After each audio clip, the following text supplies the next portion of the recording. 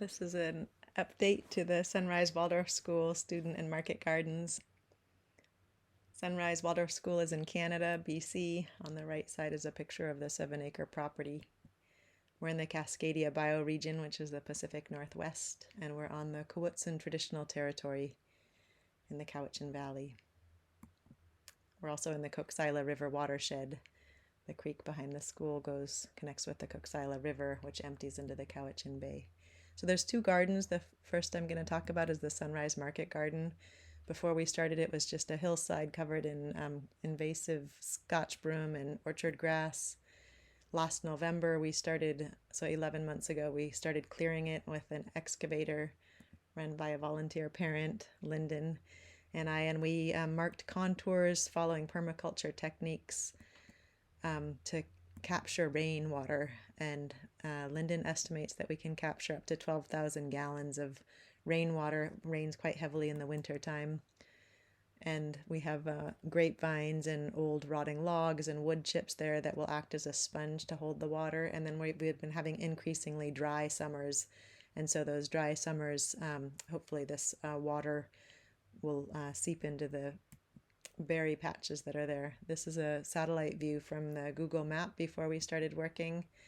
Here's a picture that we started on this garden 11 months ago, hard to believe. And this picture's from April of this year, 2021. And this last picture is just from the end of September. We planted a whole berry patch with hascap berries, raspberries, blueberries, strawberries, goji berries. And the upper part of the garden is mostly flowers to make bouquets to sell at the farm stand in the front of the school. This picture is me and Denise planting bulbs. The goal with the garden is that it will be financially self-sustaining.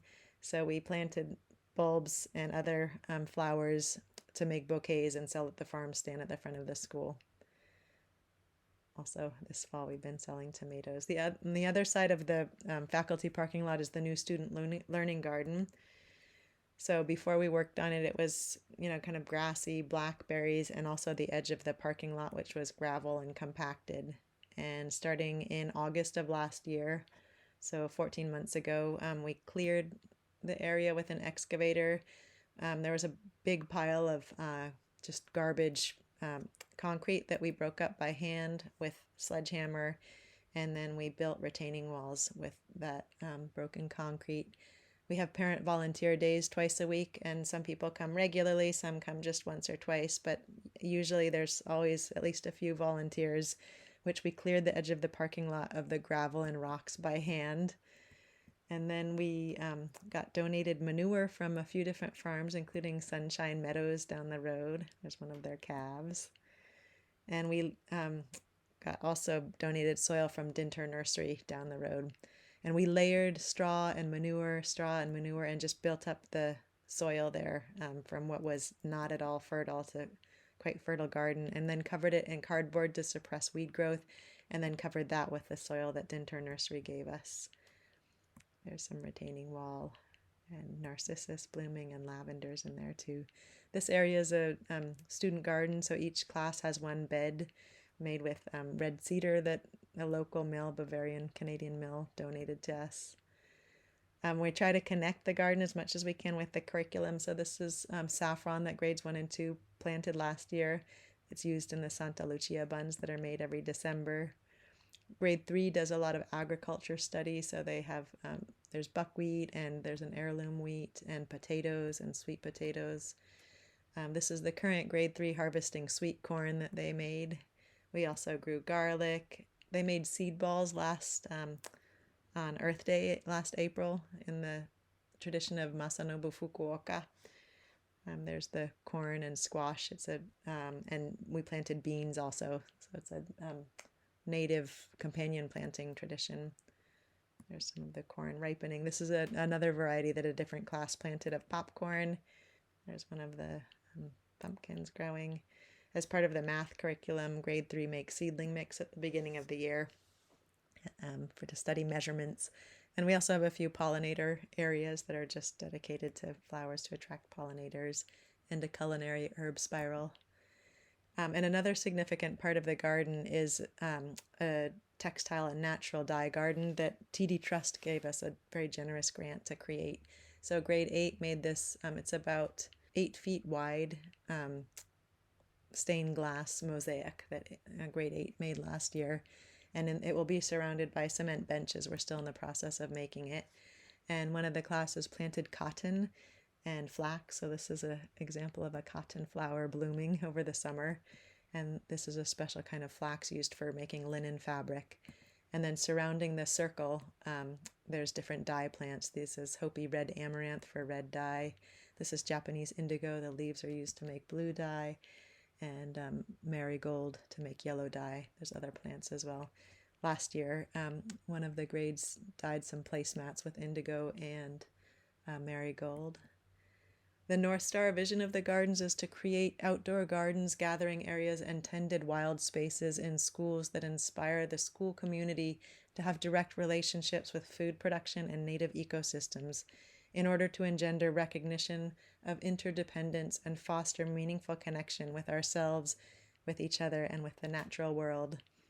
And we did a lot of different maps for our permaculture course, for which we did use the Sunrise campus, another parent and I.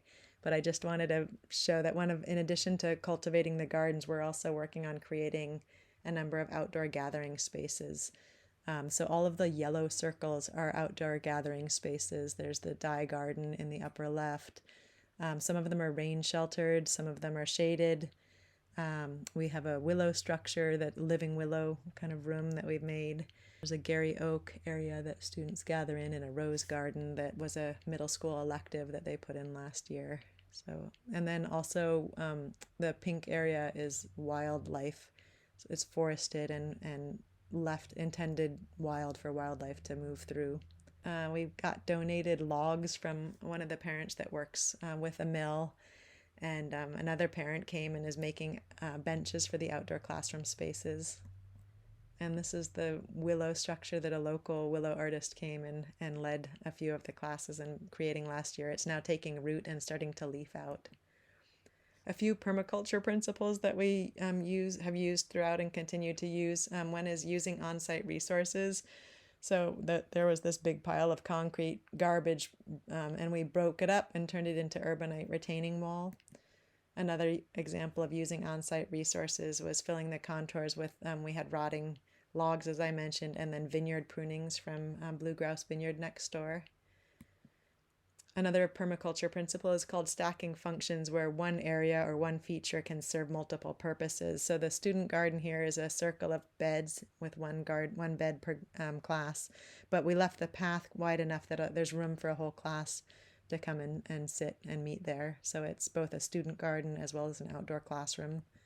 Another example of stacking functions is there's a wild willow tree in front of the school, and it's wildlife habitat. You can see a picture there of the red-headed sapsucker.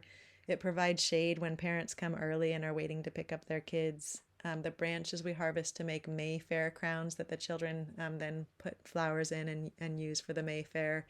And it's also a climbing tree for some of the younger kids. So one area that has many purposes. This is the student garden before we started working on it. We started working on this one about 14 months ago. This is This is a photo from April this spring, and this photo was just taken a few weeks ago at the end of September. So there's all three of those photos together. It's pretty amazing what's happened in just over a year.